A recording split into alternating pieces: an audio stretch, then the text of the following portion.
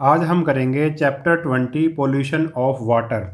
देखो, आपने वीडियो को कंप्लीट देखना है। अगर अच्छा लगे वीडियो तो लाइक करना है और वीडियो को शेयर भी करना है। तो शुरू करते हैं chapter number 20 pollution of water. Try to recall the various activity for which we need water. आप ऐसी एक्टिविटी याद करो जिसके लिए हमें पानी की ज़रूरत पड़ती है। In class 7th we learn that water is a precious resource. 7th class में हमने पढ़ा था कि जो वाटर है वो एक प्रीशियस रिसोर्स है। We also learn about the scarcity of water and its causes. और हमने ये भी पढ़ा था कि भाई पानी की कमी के बारे में पढ़ा था। स्केर्सिटी का मतलब कमी, पानी की कमी के बारे में पढ़ा था और इसके कारण भी पढ़े थे हमने कि पानी की कमी क्यों हो गई है। Some of these causes are increasing population, increase in industries, agriculture needs, poor rainfall and deforestation. पानी की कमी का कारण क्या है भाई? इंक्रीजिंग पॉपुलेशन, हमारी जो पॉपुलेशन है वो बहुत इंक्रीज़ हो गई है। इंक्रीज इन इंडस्ट्री, जो फैक्ट्रियाँ वगैरह हैं वो ज़्यादा लग गई हैं। एग्रीकल्चर नीड्स, एग्रीकल्चर नीड्स के लिए भी पानी की ज़रूरत पड़ती है। पुअर रेनफॉल, और कम बारिश होनी शुरू हो गई है। और डिफॉरेस्टेशन, जंगलों की कटाई के कारण भी अब पानी क्या होने लग गया भाई? अब कम होना, हमें मतलब पानी की कमी हो गई है। Next to air water is most essential for all living beings. Air के बाद, हवा के बाद पानी सबसे इम्पोर्टेंट चीज़ है लिविंग थिंग्स के लिए। The plants, animal as well as human. Plants के लिए भी पानी चाहिए, एनिमल्स के लिए और ह्यूमंस के लिए भी पानी चाहिए। Water covers nearly 3/4 of earth surface. जो वाटर है वो लगभग 3/4 फोर्थ पार्ट पे क्या है? अर्थ के पानी है। It does so in the form of snow over mountain and as liquid water in oceans, lakes, rivers and ponds। और ये किसकी फॉर्म में ये पानी? ये है स्नो की फॉर्म में। माउंटेन्स में जो स्नो है वो भी एक तरह का क्या है? पानी ही है। और लिक्विड फॉर्म में कहाँ पे है अभी? ओशन में, समुद्रों में, झीलों में, नदियों में और तालाबों में है। The quality of water is of prime concern when it has to be used for drinking by human as well as by animal. अगर हमने पानी को पीना है तो उसकी क्वालिटी एक मेन मुद्दा है, क्योंकि अगर पानी सही नहीं होगा तो हम कैसे मतलब हमें बीमारियां लग सकती हैं। तो मेन कंसर्न क्या है? प्राइम कंसर्न क्या है कि जो वाटर है जो हम पीते हैं वो उसकी क्वालिटी अच्छी होनी चाहिए, बिल्कुल वो साफ़ सुथरा होना चाहिए। उसके बाद आगे भी वाटर पोल्यूशन। वाटर पोल्यूशन क्या होता है? Water has property to dissolve a large number of substances. Water में एक ऐसी प्रॉपर्टी है जिससे बहुत सारे जो वो अपने मतलब सब्सटेंसेस अपने में घोल लेता है। जैसे कि आप अगर नमक पानी में घोलोगे तो वो घुल जाएगा। तो कहने का मतलब यह है कि कई चीज़ों को वाटर अपने आप में डिसॉल्व कर लेता है, घोल लेता है। This property of water often becomes a major cause of its pollution. और यही प्रॉपर्टी जो वाटर की, इसी के कारण ही अधिकतर पोल्यूशन होता है वाटर में। द डिजोल्व सब्सटेंसेस में be harmful for plant and animal. जो मतलब अनवांटेड जो इसमें चले गए हैं, वाटर में घुल गए हैं, वही हमारे लिए, प्लांट्स के लिए और एनिमल के लिए क्या होते हैं भाई? हार्मफुल होते हैं। उसके बाद आगे भी water pollution. Water pollution is defined as the change in the normal properties of water due to the presence of foreign material. Water pollution क्या होता है कि वाटर की प्रॉपर्टीज इसमें क्या हो जाती है? नॉर्मल प्रॉपर्टीज क्या हो जाती हैं भाई? चेंज हो जाती हैं। और उसमें क्या आ जाता है भाई? फॉरेन मटेरियल, कोई दूसरा बाहर का मटेरियल उसके अंदर जब घुल जाता है तो वाटर की प्रॉपर्टीज चेंज हो जाती है। उसी को हम क्या बोलेंगे भाई? वाटर पोल्यूशन बोलेंगे। The substances, foreign material that pollute water are called water pollutants। और जो वाटर पोल्यूटेंट्स किसको बोलेंगे? जो वाटर को पोल्यूट करेंगे, यानी कि फॉरेन मटेरियल, जो यानी कि बाहर के जो मटेरियल उसमें जो घुल जाएंगे, सब्सटेंसेस जो उसमें घुल जाएंगे, वही क्या है? वाटर पोल्यूटेंट हैं जो वाटर को खराब करेंगे। The presence of the pollutant in water can be recognise through one or more of the following changes in the normal properties of water. अगर किसी वाटर में कोई फॉरेन मटेरियल घुल गया है, कोई सब्सटेंस घुल गया है, तो उसका क्या प्रॉपर्टीज हो जाएंगी उस पानी की? तो उसमें क्या क्या चेंज आ सकते हैं उस पानी में? जब पानी क्या हो जाएगा? वाटर पोल्यूशन हो जाएगा तो उसमें क्या क्या चेंज होंगे पानी में? Bad taste of drinking water, drinking जो पीने का पानी है उसका टेस्ट क्या हो जाएगा, बैड हो जाएगा, ख़राब हो जाएगा। Offensive odour from lakes river and ocean beaches, जो भी मतलब लेक्स में से, रिवर में से और ओशन बीचेस यानी कि समुद्र के जो किनारे होते हैं उनमें से क्या आ जाएगी भाई, ऑफेंसिव ऑर्डर आएगी, यानी कि गंदी बदबू आएगी। Unchecked growth of aquatic weeds in water bodies, unchecked growth यानी कि जो वीड्स होते हैं, वीड्स यानी कि जैसे खरपतवार, जो पौधे अपने आप लग जाते हैं, ठीक है। और पानी में जब एक्वेटिक वीड्स भी होते हैं जो सिर्फ पानी में ही लगते हैं, ऐसे वीड्स भी होते हैं। और जब उनकी जो संख्या बहुत ज़्यादा पानी में बढ़ जाए, किसी तालाब में या किसी नदी में बहुत ज़्यादा बढ़ जाए, तो वो क्या समझ लो कि भाई वो वाटर क्या हो गया है भाई, पोल्यूट हो चुका है। फोर्थ है भाई, decrease in number of fish in fresh water, river water and sea water. अगर क्या हो जाए भाई, डिक्रीज हो जाए किसी किसी भी फ्रेश वाटर में, रिवर में, जो भी सी है उसमें अगर मछलियों की संख्या कम हो जाए, क्योंकि मछलियां ही पानी में अधिकतर रहती हैं, तो समझ लो कि वाटर क्या हो गया, पोल्यूट हो चुका है। Oil and grease floating on water surface, oil ऑयल और ग्रीस जो वाटर के सरफेस पर ऊपर तैर रही हैं तो भी वाटर क्या हो जाता है भाई, पोल्यूट हो जाता है। उसके बाद है भाई, try to collect sample of water from a tap, a well, a pond, a lake and a river. ऐसे हमने हमने सैंपल लेने हैं वाटर के, टैप से लेना है, वेल से लेना है, पॉन्ड से लेना है, लेक से और रिवर से। और each into separate glass container, अलग अलग कंटेनर में डाल दो ये सैंपल, हमने अलग अलग जगह से लिए हैं। Compare these for smell and colour, उनका कंपेयर करो कि स्मेल कैसी है, कलर कैसा है उस पानी का।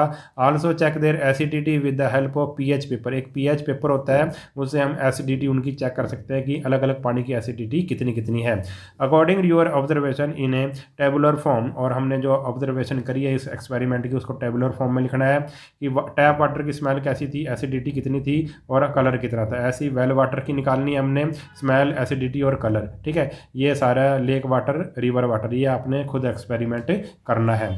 उसके बाद आ गया cause of water pollution, water pollution का कारण क्या होता है। Water pollution can be caused in A number of ways, कई तरह से हो सकता है ये। सम ऑफ दीज मेंशन, और कुछ इसमें से हम मेंशन कर रहे हैं। Human activities like bathing and washing of cloth in river and ponds can pollute the water in them.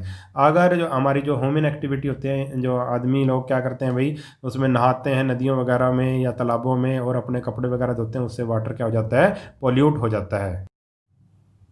आगे है सेकंड पॉइंट है इसका, industrial waste also pollute water to a large extent, they are responsible for many water borne diseases. अब जो industrial waste है, यानी कि जो फैक्ट्रियों वगैरह से जो गंदा केमिकल्स वगैरह निकलते हैं, वो भी पानी को क्या करते हैं भी, ख़राब करते हैं, पोल्यूट करते हैं, और वो वाटर बॉर्न डिजीज़ पैदा करते हैं। वाटर बॉर्न डिजीज़, जो गंदे पानी से डिजीज़ होती हैं उनको वाटर बॉर्न डिजीज़ कहते हैं।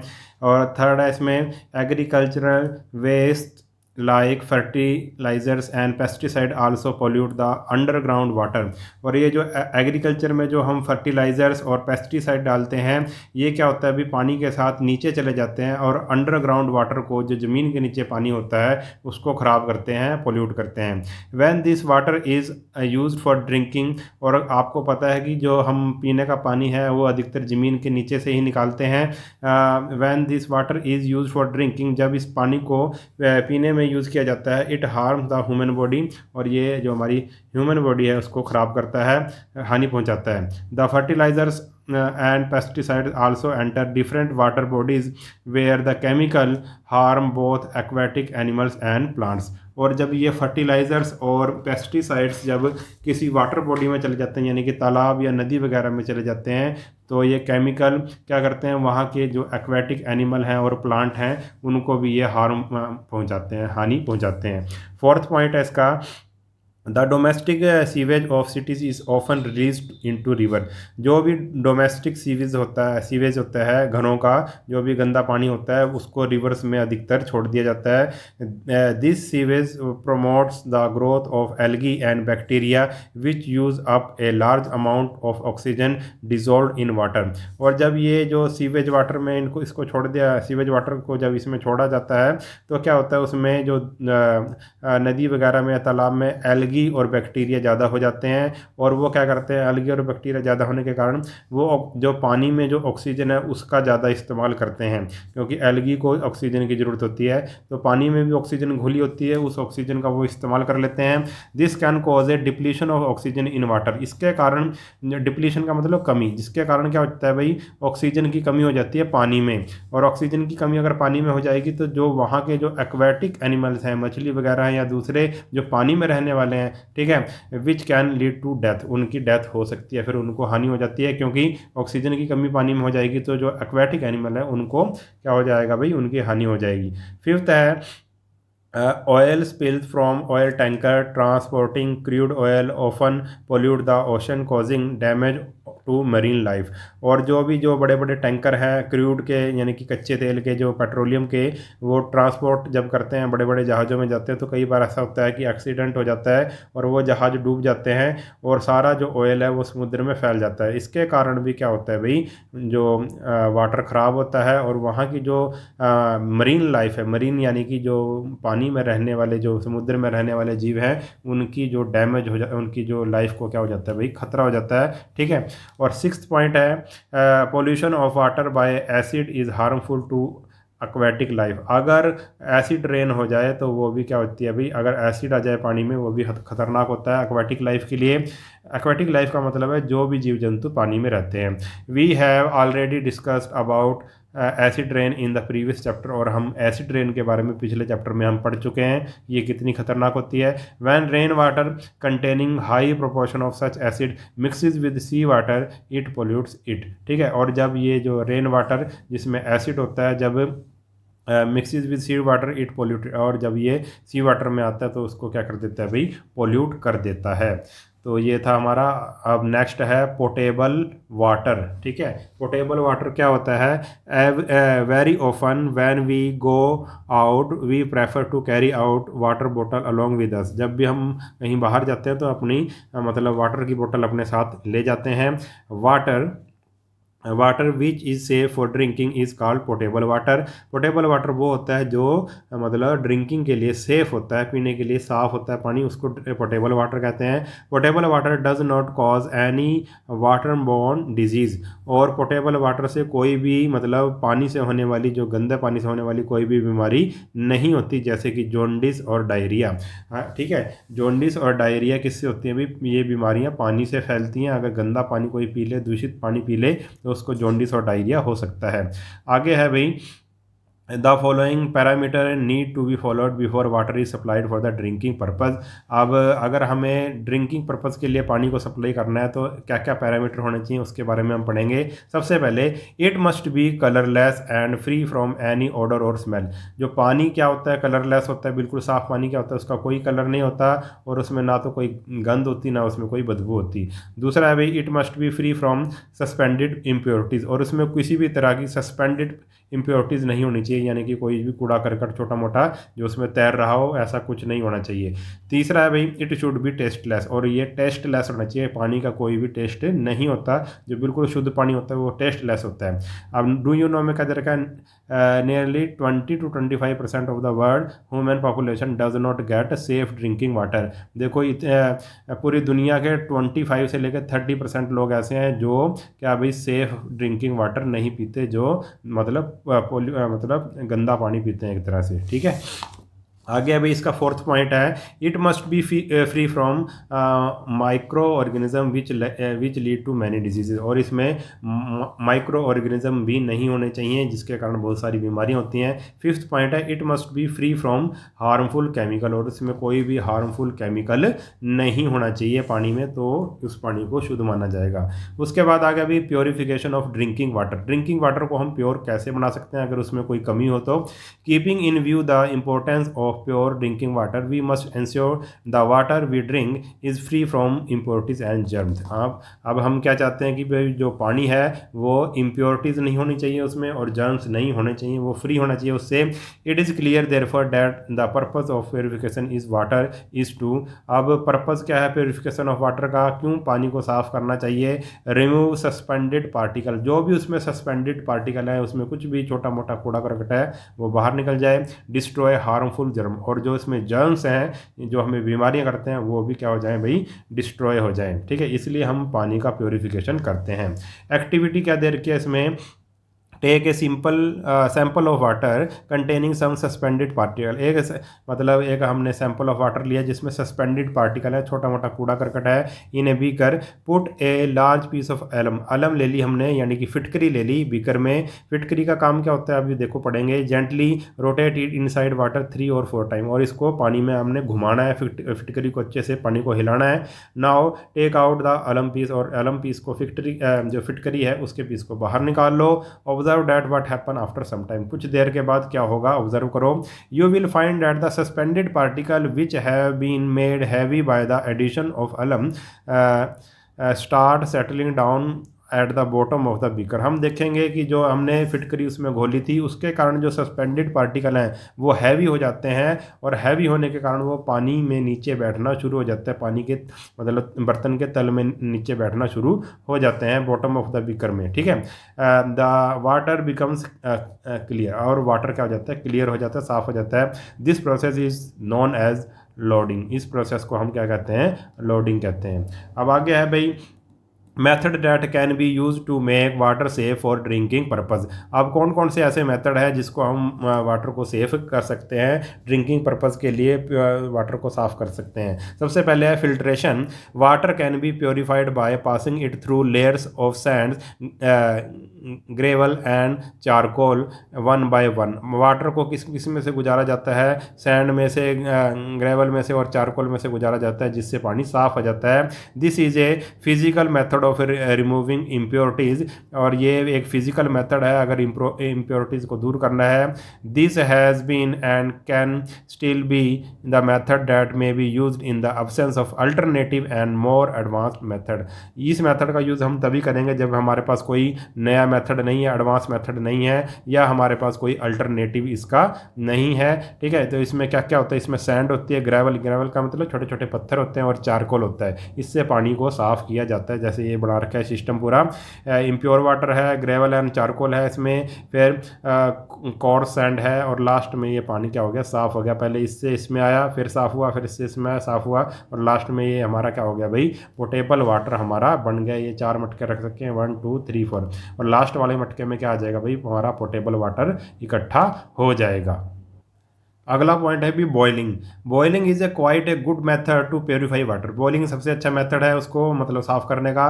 The high temperature attain during boiling kills germ. जितने भी पानी में जर्म्स होते हैं वो उबालने से, पानी को उबालने से वो मर जाते हैं। ठीक है। थर्ड है chlorination. This is the chlorination, this is the chemical method for purifying water. ये भी एक केमिकल मेथड है। It is done by adding chlorine tablet. इसमें क्या होती है, क्लोरीन की टैबलेट होती है, उसमें पानी में मिला दी जाती है, या ब्लीचिंग पाउडर भी कहते हैं इसको, टू वाटर, या फिर क्लोरीन टैबलेट मिला दो या ब्लीचिंग पाउडर मिला दो। This is a method that needs to be used with care, और इस मेथड को बड़े केयर से यूज़ करना चाहिए। We should not use more chlorine tablet than specified, और मतलब हमें एक मात्रा से ज़्यादा उसमें क्लोरीन नहीं डालनी चाहिए, नहीं तो वो हानिकारक हो सकती है। फोर्थ मेथड है loading. Suspended particle are made heavier through their accumulation around alum. ये हमने अभी पढ़ लिया है कि उसमें फिटकरी मिलाकर उसको सस्पेंडेड पार्टिकल को भारी बना दिया जाएगा, और वो नीचे बैठ जाएगा और पानी ऊपर रह जाएगा। The resulting heavier particle then tend to settle down. Clean water can then be decanted off, और क्लीन वाटर को बाहर निकाल लिया जाएगा, और जो उसमें जो हैवी पार्टिकल हैं वो सेटल डाउन हो जाएंगे। अब आगे है भाई treatment of major sources of water pollution. Water pollution को मतलब मेजर सोर्सेज को कैसे हम, जो बड़े बड़े सोर्सेज हैं उसको हम कैसे ट्रीटमेंट करेंगे। 2 major sources of pollution are. 2 major sources हैं पोल्यूशन के। कौन कौन से मेजर सोर्सेज हैं वो पोल्यूशन के, जो पोल्यूशन करते हैं वाटर को। पहला है सीवेज, दूसरा है इंडस्ट्रियल वेस्ट, दूसरा क्या है फैक्ट्रियों और कारखानों से निकलने वाला गंदा पानी, और एक है सीवेज जो हमारे घरों से निकलता है। ठीक है। They should be removed from water before it is put to use treatment of sewage. Sewage का ट्रीटमेंट कैसे करेंगे? Following measures must be taken to check pollution by sewage. Sewage को कैसे हम रोकेंगे? तो इसका इसका मेथड क्या है? Sewage must be churn by machine. जो सीवेज है उसको मशीनों के द्वारा क्या किया जाता है? भाई हिलाया जाता है पहले। The churn sewage is passed into A tank with A gentle slope, और फिर उसको जो चर्न हिला हुआ जो सीवेज है उसको क्या किसमें मिला देंगे हम? थोड़ा सा उसको एक मतलब टैंक में डाल दिया जाएगा। हैवियर पार्टिकल सेटल डाउन, जो हैवियर पार्टिकल है वो नीचे बैठ जाएंगे। And the water following down is relatively pure, और जो थोड़ा सा जो मतलब वाटर बचा है जो ऊपर ऊपर वाला, वो थोड़ा सा क्या होएगा? क्लियर होएगा पहले वाले वाटर से। ट्रीटमेंट ऑफ वाटर विद अलम also help in its purification, और अलम डालकर भी फिटकरी डालकर भी उसका प्योरिफिकेशन हम किया जाता है। थर्ड पॉइंट है water must be sterilised by chlorination, it's kills the microbes, और इसमें क्लोरीन डालकर भी इसको स्टेरिलाइज्ड किया जाता है, साफ़ किया जाता है। इट किल्स द माइक्रोब्स, और जिसमें क्या होते हैं? क्लोरीन से इसमें जो माइक्रोब्स होते हैं वो मर जाते हैं। दूसरा है treatment of industrial waste. Industrial waste को हम कैसे ट्रीट करेंगे? जो निकलता है फैक्ट्रियों से और कारखानों से। The treatment of the industrial waste depend upon the nature of the pollutant present. किस पे डिपेंड करेगा ये ट्रीटमेंट? कि भाई उन फैक्ट्रियों से पोल्यूटेंट प्रेजेंट क्या क्या निकला है वहाँ से, ऐसा कौन सा पोल्यूटेंट उसमें पानी में है। Chemical substances present in the industrial waste that get dissolve in water can be precipitated by suitable chemical, they can then be removed from water. अब भाई केमिकल सब्सटेंसेस होते हैं क्योंकि इंडस्ट्रियल वेस्ट में, इसलिए पानी में घुले होते हैं, उनको कैसे अलग किया जाता है? प्रेसिपिटेट करके, यानी कि उनको कैसे इकट्ठा करके अलग किया जाता है? बाय सुटेबल केमिकल, उसमें कुछ केमिकल डाला जाता है, उससे वो क्या हो जाता है? पानी साफ़ हो जाता है। They can then be removed from water, और फिर उसको पानी से जो प्रेसिपिटेट हो जाता है वो जो मतलब कि इंडस्ट्रियल वेस्ट है जो उसके अंदर, वो बाहर हम निकाल लेते हैं। उसके बाद है भाई laws of industrial unit need to be strictly implemented and enforced।